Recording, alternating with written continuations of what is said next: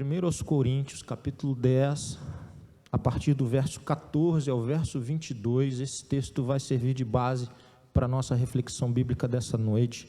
Esse texto nos diz assim: portanto, meus amados, fujam do culto aos ídolos. Vocês são pessoas sensatas, julguem por si mesmos se o que digo é verdade. Quando abençoamos o cálice à mesa, não participamos do sangue de Cristo, e quando partimos o pão, não participamos do corpo de Cristo. E embora sejamos muitos, todos comemos do mesmo pão, mostrando que somos um só corpo.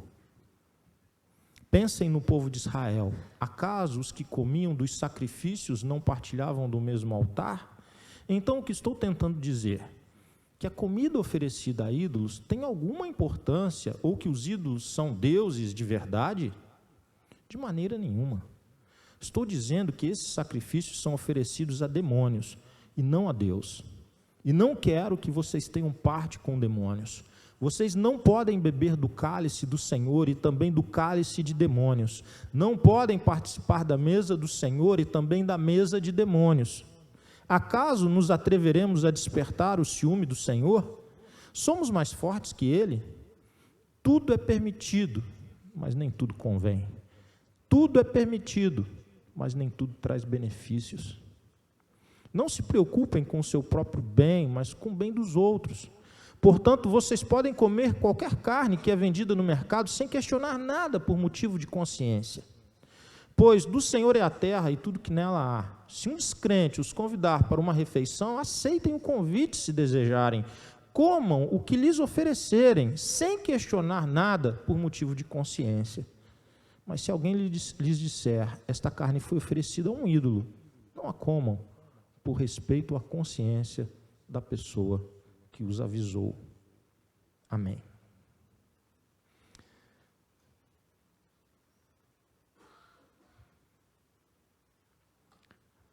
Talvez não seja uma questão de consciência para vocês. Guardem isso, irmãos. Talvez não seja uma questão de consciência para vocês, mas o é para outra pessoa. Afinal, porque minha liberdade deve ser limitada por aquilo que outros pensam? Por que serei eu condenado se comer algo pelo qual dei graças a Deus? Portanto, quer vocês comam, quer bebam, quer façam qualquer outra coisa, façam para a glória de Deus. Não ofendam nem os judeus, nem os gentios, nem a igreja de Deus. Assim como também eu procuro agradar a todos em tudo que faço. Não faço apenas o que é melhor para mim, faço o que é melhor para os outros, a fim de que muitos sejam salvos. Obrigado, Ana. Esse é um texto incrível, um texto profundo, que envolve a temática da ceia, da qual participaremos daqui a pouco, e que envolve questões éticas, morais, espirituais, mas eu preciso tratar com vocês um pouquinho do que vem antes desse texto que lemos, e eu prometo ser breve. Desde o capítulo 9, Paulo está escrevendo uma igreja, a igreja de Corinto, e havia uma certa tensão entre a questão da liberdade do indivíduo em fazer alguma coisa e as consequências disso numa comunidade. E ele vem tratando de uma coisa, de outro, ele fala sobre a questão dos ídolos já nesse capítulo, desde o capítulo 8, ele já vem falando, 8, acerca das coisas sacrificadas aos ídolos. E no 9, ele enfatiza a questão dessa tensão entre a liberdade individual, pessoal, e o fato de vivermos em família, o fato de vivermos em comunidade. Então, ele vem tratando disso tudo. E no capítulo 10, os versículos 1 a 13, que nós não lemos, antecedem a esse que nós lemos, ele faz algo muito interessante. Ele apresenta exemplos da história do povo de Israel. Esses 13 primeiros versículos do capítulo 10, ele diz assim para a igreja de Corinto, que a história do povo de Israel sirva de alerta para vocês. Vocês conhecem a história que isso desperte em vocês um sentido de atenção, porque os nossos antepassados, eles foram libertos, e havia uma nuvem que os guiava de dia, eles atravessaram o mar, atravessaram, chegaram do outro lado, viram todo o exército inimigo ser levado naquelas águas, eles comeram do maná, o pão de Deus que lhes era dado, a nuvem os cobria de dia, a coluna de fogo dava direção, eles tinham proteção, eles tinham direção, eles beberam água que, pelo poder de Deus, lhes foi dado numa terra de deserto, eles tiveram alimento, porque Deus cuidou deles, e eles viveram tantas experiências profundas, milagres, um atrás do outro, e quantos entraram na terra prometida? Quantos dos que viveram tudo isso chegaram à terra prometida? Porque tudo isso era passagem, era transitório, não era destino final. O destino final era Canaã. 2.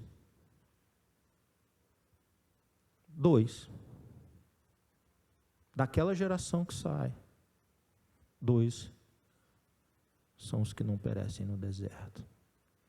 E os alertas que ele faz é que em muitos momentos, esses mesmos que foram alimentados por Deus, que foram protegidos por Deus, que foram abençoados por Deus, que Deus fez inúmeros milagres, bastava alguma coisa aos olhos deles não estar de acordo. Eles metiam os pés pelas mãos. Bastava não ter carne, por exemplo, já que os coríntios estavam discutindo a questão da carne sacrificada aos ídolos. Quantas vezes você vê no registro bíblico a reclamação de que, no Egito pelo menos a gente comia carne? Quantos murmuraram? Quantos falaram mal de Deus? Quantos ficaram com saudade do tempo do Egito e querendo voltar para aquela vida? Essa é a história que serve de alerta. É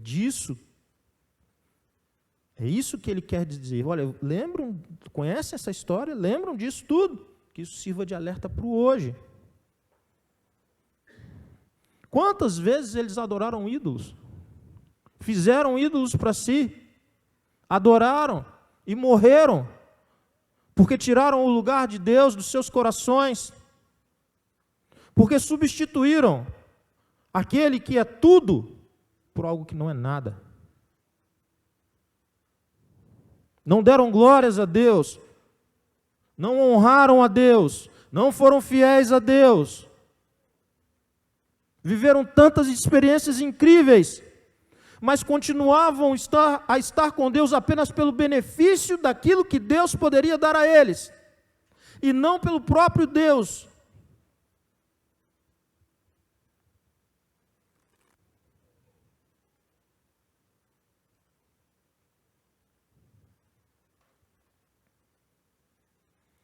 É com isso em mente que ele começa o versículo que lemos, e eu quero entrar nele agora.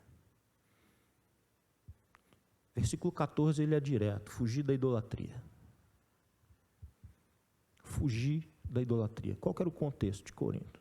Cidade idólatra, pagã, muitos deuses, templos gigantes, misturado, a religiosidade misturada com a cultura, tudo junto e misturado. Esse era o contexto de Corinto. Promiscuidade sexual como parte do culto a deuses pagãos. Então, sacerdotisas do templo, na verdade, eram prostitutas cultuais. Isso era comum na cidade, isso era corriqueiro. A cidade com um turismo religioso, exploração do turismo religioso. Pessoas saíam de outros lugares, iam para Corinto, para estarem nesses ambientes, que era uma mistura de cultura, de religiosidade pagã. E tudo isso, nesse ambiente todo, o evangelho sendo pregado, pessoas se convertendo, mas com esse bastidor e com esse contexto e com essa história. As carnes, elas eram... Não era tão fácil identificar, quando ia comprar a carne no açougue deles lá, se alguma carne daquela tinha sido sacrificada a ídolo ou não. Porque muitos sacrifícios, a entrega de carne era tão grande, que alguém retirava parte daquela carne e vendia. Não, tirava uma parte e a outra vendia no açougue. Então, a carne que estava lá no açougue, como o ambiente da cidade ia nessa direção, não havia nenhuma certeza, não tinha o selo da vigilância sanitária, aquele carimbão da vigilância sanitária lá dos dias dele, para dizer, olha, essa aqui tem boa procedência, essa aqui não foi, ela não é parte dessa questão da adoração de ídolos, não. Então, na verdade, consumir a carne significava estar dentro desse contexto, sem certeza de que aquela carne havia sido oferecida a ídolo ou não. E isso dividia, de certa forma, a igreja, porque parte dizia assim, nós não vamos comer carne, porque essa carne pode ter sido oferecida a ídolos. E por outra parte dizia assim, que isso, gente, que maturidade, o que é o ídolo? O ídolo nada é, o ídolo é um pau, o ídolo é uma pedra, o ídolo é uma madeira, o ídolo é um gesso, o ídolo não é nada. Nós já não demos graças a Deus? Nós não oramos? O Deus que é Senhor e Criador e sustentador de todas as coisas, não é dono também dos animais e da carne? Isso nós não estamos dando graças a Ele? Nós não estamos reconhecendo de que aquilo que está na nossa mesa é dele para nós? Então qual o problema de comer? Você vê que vida de pastor não é uma coisa fácil. Não é agora, não foi em tempo algum. E essa bucha estava para o Paulo resolver. Libera para comer a carne ou não libera para comer a carne? O que está em xeque aqui? O que está em jogo aqui? Algumas coisas estão em jogo, estão na cena. A primeira. Quem é casado vai entender isso melhor. Se você teve filhos, melhor ainda.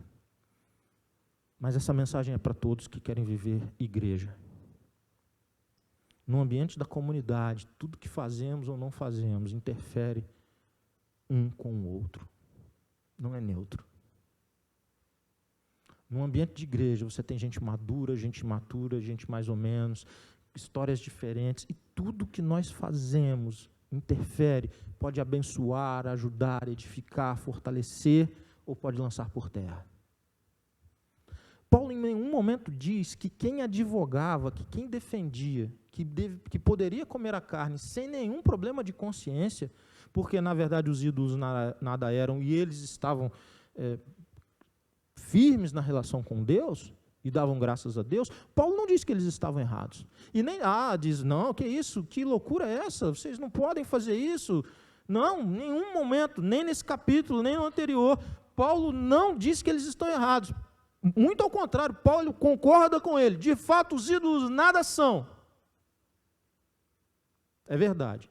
Mas ele apresenta dois motivos para alguém pensar a sua conduta. A primeira, mesmo eles não sendo nada, se o teu irmão, que não tem a mesma consciência tua, ou se o de fora, que muito menos vai ter essa consciência, isso afeta de alguma forma a vida dele.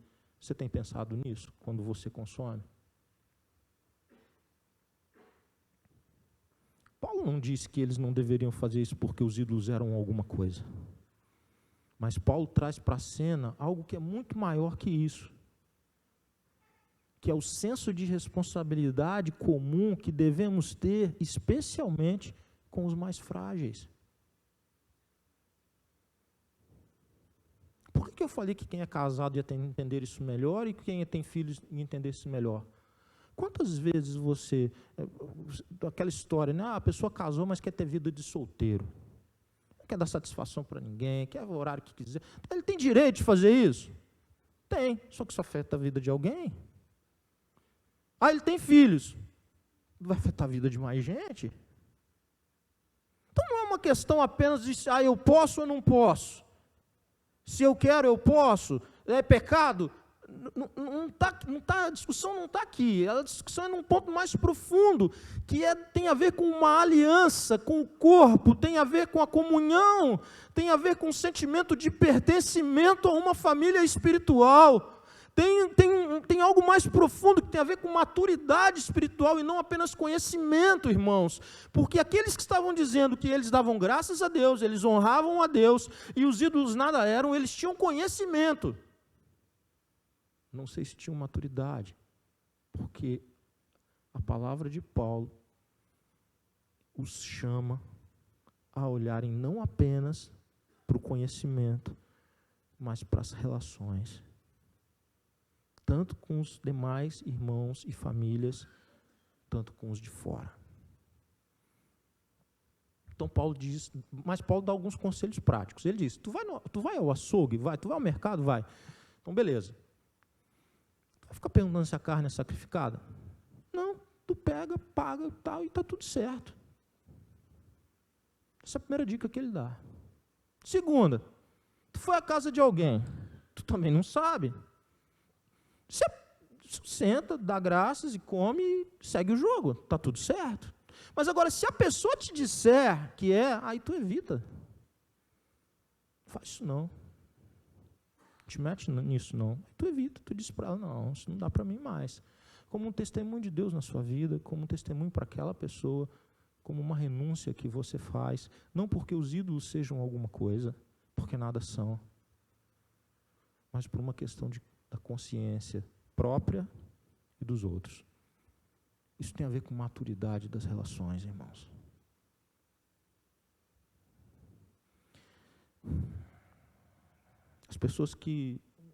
Muitas pessoas que vêm de fora, de outras regiões do Brasil, especialmente o Sudeste e o Nordeste, ou Norte, que é mais parecido, o jeitão da igreja é mais parecido com o jeitão da igreja do Sul. É um grande desafio entender, quando a gente vem para o Sul, que um cristão pode ingerir bebida alcoólica. Se você é crente do Rio, de São Paulo, ou do Nordeste de modo geral, ou se você um dia sair daqui e for para lá, é um choque. É um choque saber que um cristão ingere bebida alcoólica. Veja que eu não estou falando que ele está embriagado, não. Porque o limite bíblico claro é esse. Mas não é isso. É que na cultura daquele povo, não bebe nada, é abstinência total, mesmo que a Bíblia não diga isso, porque de fato não diz. Mas culturalmente é um traço importante daquela comunidade. Aí você vai dizer, mas a gente precisa dizer que não é pecado, porque a Bíblia não diz que é pecado, é verdade, mas ao mesmo tempo você precisa considerar a cultura das pessoas e o sentimento que elas têm sobre aquilo. E esse é o ponto de tensão. Esse é o ponto de tensão da igreja em qualquer tempo, em qualquer assunto e com tantas coisas. Esse é o ponto de tensão que pode dividir, separar, desunir, rachar, tornar a igreja um local inóspito para os próprios cristãos. Considere nas suas ações e que você tem toda a liberdade. Considere os mais frágeis e considere os de fora. Hoje eu quero te convidar para isso. Eu citei como exemplo um traço que tem a ver com a bebida alcoólica, mas eu não estou falando, a pregação nem tem a ver com isso. Tem a ver com tudo aquilo que pode trazer separação. Tem a ver com olharmos a igreja com um olhar de família. Em que a gente tem pessoas mais maduras, menos maduras, pessoas diferentes, e a gente precisa ter cuidado. Segunda consideração que eu quero fazer. Paulo diz assim: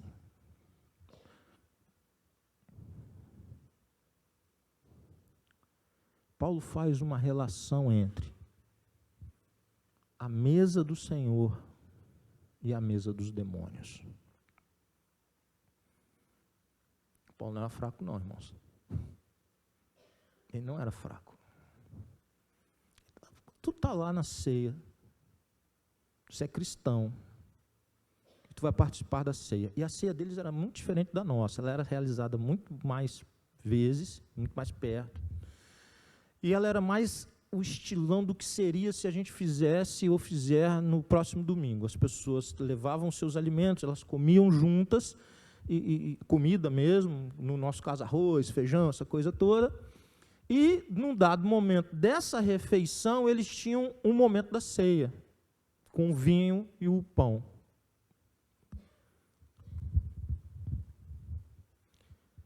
E para eles eram momentos distintos, dentro de um contexto de comunhão e celebração, mas havia o momento da ceia, e ela se distinguia do outro momento, que era o momento da comunhão, da koinonia ali.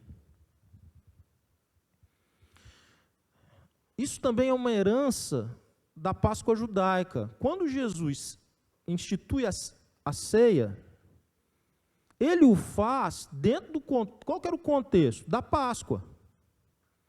E ele separa os discípulos, eles vão comer o quê? O cordeiro pascal. É a refeição de Páscoa do judeu.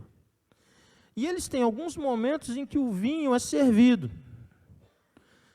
Esse contexto que o vinho é servido, no terceiro momento, que é o último momento, é o momento que Jesus instituiu a ceia. E tudo isso estava ali como um bastidor. A gente não conhece, mas para eles era comum. Eles participavam dessa refeição, eles sabiam como era. Mas o que é importante para mim e para você? Ele está dizendo, você se relaciona de alguma forma com os elementos que estão ali. O elemento é pão? Pão. É vinho? É vinho. No nosso caso, suco de uva. Porque na nossa cultura, talvez trouxesse dificuldade se fosse vinho. Olha a questão cultural entrando. A pessoa pode ler 200 vezes que é vinho na Bíblia. Mas se colocar o vinho, ela diz, mas e se tiver um cara que veio do alcoolismo, ele tomar esse cálice de vinho? Ela diz, viu, é esse cálice de vinho que vai fazer a pessoa voltar para aquela esbórnia toda que ele vivia. Então é melhor a gente se segurar no suco. Isso é cultural. Em muitos lugares do mundo é vinho mesmo. E eles estranhariam tremendamente alguém ter transformado isso num suco de uva. Porque eles vão ler na Bíblia, mas na Bíblia é vinho. Qual que era o problema? O problema é a nossa cultura. A gente ficou com um traço cultural que interfere no processo. E aí Paulo diz, está percebendo que a gente participa da ceia, da mesa do Senhor, e a gente não apenas acha que vai comer o pão.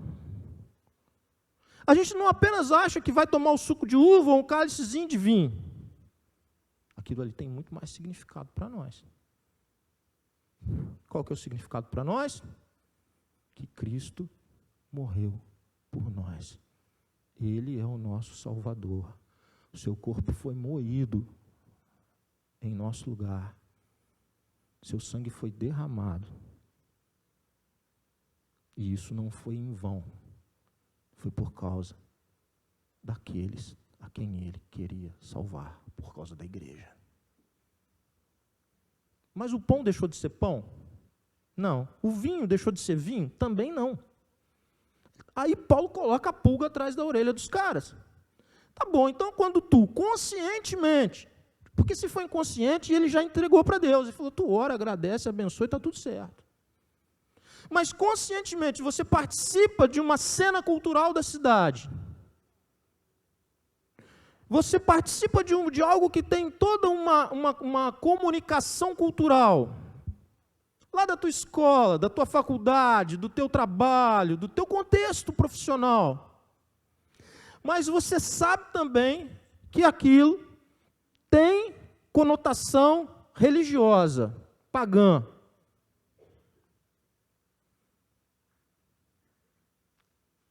Ela está travestida, ela está decorada de uma série de coisas que vem junto, o combo, mas está lá. Será que é tão neutro assim? Será que não há nenhuma relação, assim como há na ceia, será que não há nenhuma relação com o objeto?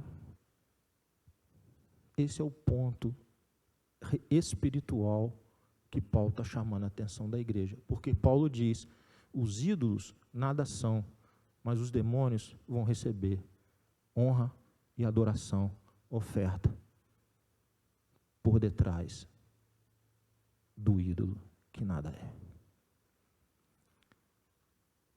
A carne, no contexto de Corinto, que foi entregue ao ídolo, ela ia apodrecer, como qualquer outra carne apodrece. O objeto de pedra ou barro não seria capaz de deglutir aquela carne, de transformar aquela carne numa outra coisa. Aquilo não tem função alguma do ponto de vista natural. Mas o que Paulo está alertando? Que o que está por detrás desse ídolo, que nada é um demônio desejoso de receber adoração. Por que Paulo sabe disso? Qual que é a crise do céu, gente? Nem da terra. Vamos sair da terra agora, vamos pensar no céu. Qual que é a crise? Só tinha Deus e os anjos, tudo que Deus cria é perfeito. E estava lá Deus e os anjos. E deu uma treta incrível, porque 1/3 desses anjos decidem se rebelar contra o Deus que os criou. E o que esses anjos queriam? O que eles ansiavam? E o que eles buscavam? Adoração, honra. Em um dado momento, porque eles eram seres livres, e Deus criou seres livres que o adorassem, tendo liberdade para não adorá-lo, porque eles não eram mecanizados, eles não eram robotizados, como o homem também não é, e Deus não espera adoração que não seja voluntária, porque isso nada é para Deus. Num dado momento, eles desejam ser como Deus, aqueles que recebem a honra, a adoração e o louvor. Eles vão conseguir? Jamais. Então eles enganam. E como se engana? Revestindo de traços que digam, isso não é tão ruim assim, é só um gesso, é só uma pedra, é só um pau, é só alguma coisa que nada tem a ver, isso é neutro. Mas o que está por detrás? O desejo demoníaco de que você se prostre diante dele, assim como ele tentou a Jesus. Qual é a proposta para Jesus, depois que Jesus faz um jejum longo, e o inimigo vem tentá-lo? Qual é? Tudo te darei se prostrado me adorares. Eu te dou tudo, se você se prostra e me adora. Quem está por detrás da cena, quem está no invisível, o demônio, desejoso de ter o que não pode ter, o que nunca terá, adoração digna. É disso que Paulo está tratando, sob o ponto de vista espiritual. Ele está dizendo, o objeto em si nada é, mas não se engane, essa não é a história toda. Tem uma história por detrás que vocês estão desconsiderando. Essa história por detrás não se olha com olhos que veem o visível, se olha com olhos que veem o invisível. Qual de nós tem buscado desenvolver esse olhar numa cultura também completamente contaminada, deteriorada, deturpada, travestida de um monte de coisa? Quantos de nós tem tido coragem para dizer não, para renunciar? Quantos de nós, irmãos, estamos dando testemunho de firmeza? Porque hoje, falar dessas coisas, e pregar essas coisas, e praticar essas coisas, é de um obscurantismo, para dizer a palavra da moda. É caretice, é quadrado, é de um obscurantismo tão grande. Não participa disso porque não tem nada a ver, pô.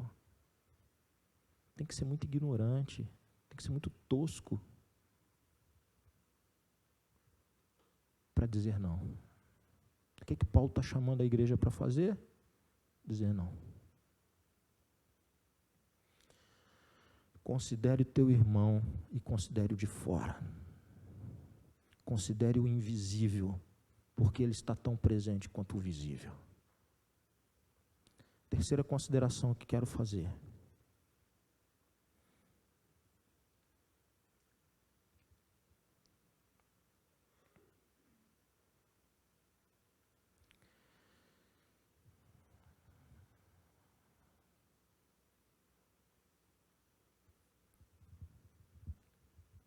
Isso tem tudo a ver com ceia do Senhor.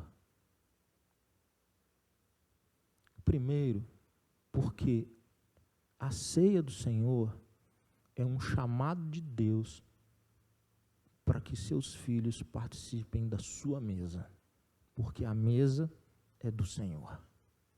Não é o chamado do pastor, não é o chamado da igreja, não é a igreja que está chamando, não é o pastor que está chamando. Isso não foi entregue para o pastor, isso é outra coisa. Ceia não é algo que foi entregue, não é algo do ministério pastoral. Tendo pastor na igreja, ele dirige o momento. Mas se o pastor não estiver na igreja, isso foi entregue à igreja. A igreja não precisa do pastor para isso. Precisará do pastor para algumas coisas. Essa não é das coisas que se precisa do pastor.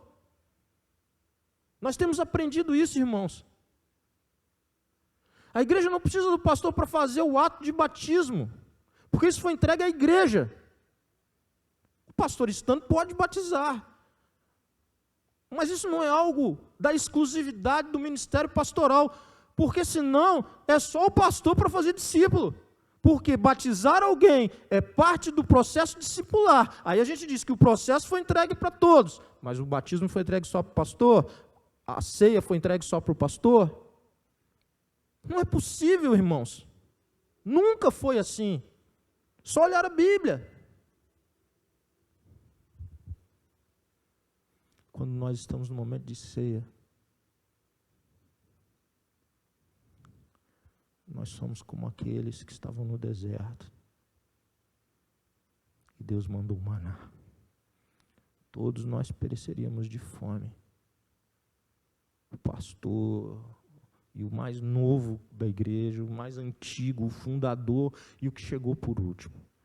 Nós estávamos numa mesma situação.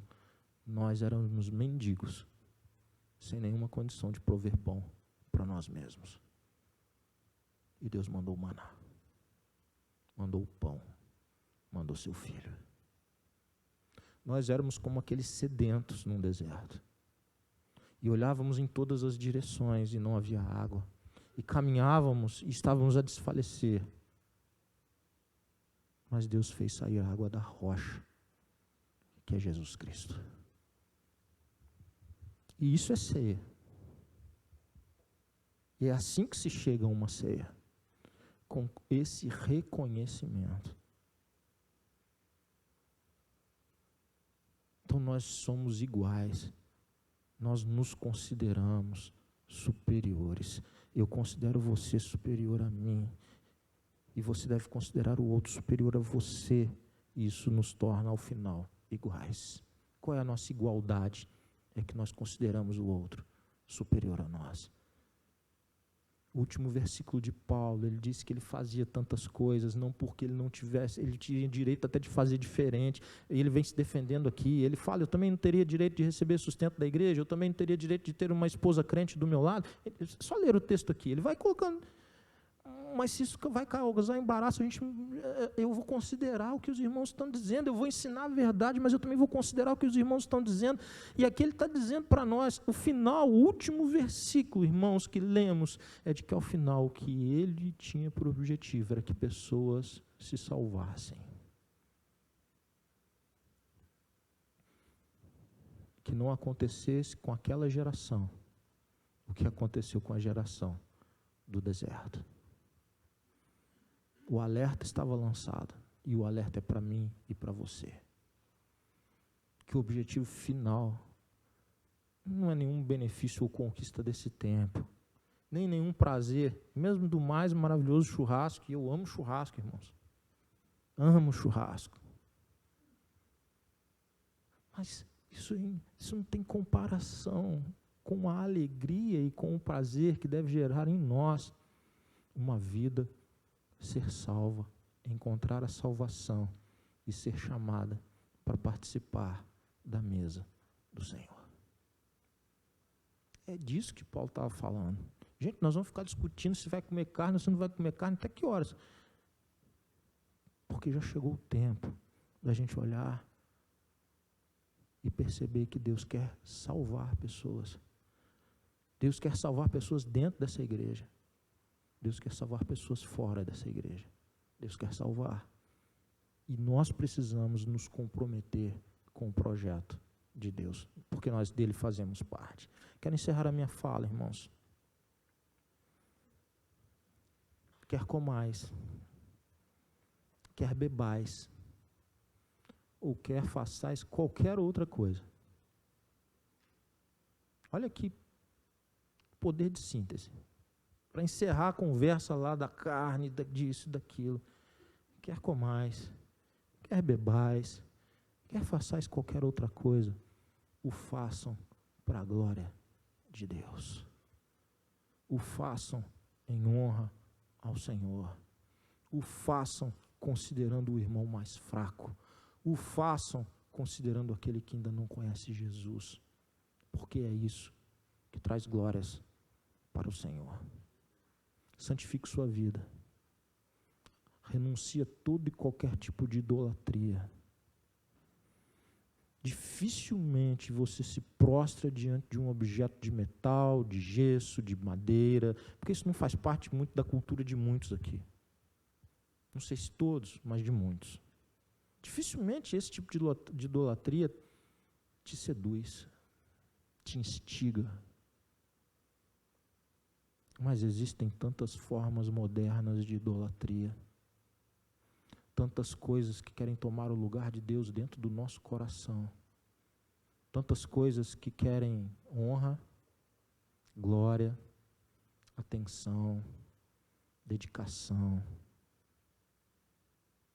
Todas as vezes que isso toma forma dentro de você, você está prostrado diante de um ídolo. Fuja da idolatria. Não permita na sua vida, não permita na sua casa, não alimente demônios com as próprias mãos. Porque toda e qualquer forma de idolatria é abominável aos olhos de Deus. É trocar Deus por aquilo que nada é. Uma das maiores dores da vida é ser preterido. Você já foi preterido alguma vez?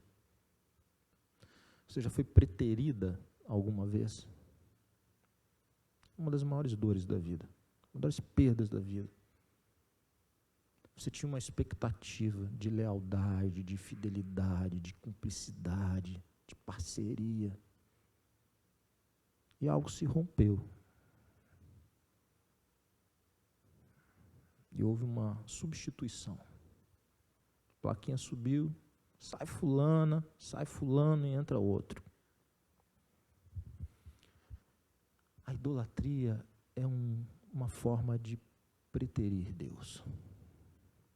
O eterno, o Senhor, a rocha, a vida, a paz, o Criador, o sustentador.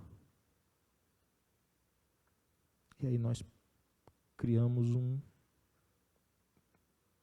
objeto, ou nos relacionamos com alguém, ou com um objeto, ou com uma atração, ou com um entretenimento, ou com qualquer coisa, e dizemos: Deus, vai para o final da fila.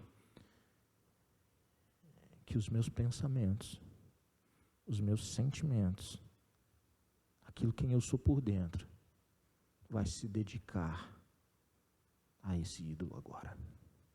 Isso é idolatria, trocar Deus, tirar o lugar que é exclusivo de Deus, preterir Deus. Paulo faz uma pergunta forte para aqueles irmãos. Eles dizem: vocês realmente vão querer enfrentar os ciúmes de Deus? Vocês realmente acham que vão preterir Deus e isso não vai causar reação nele? Ou vocês se acham mais fortes que ele? Que Deus abençoe essa palavra no seu coração.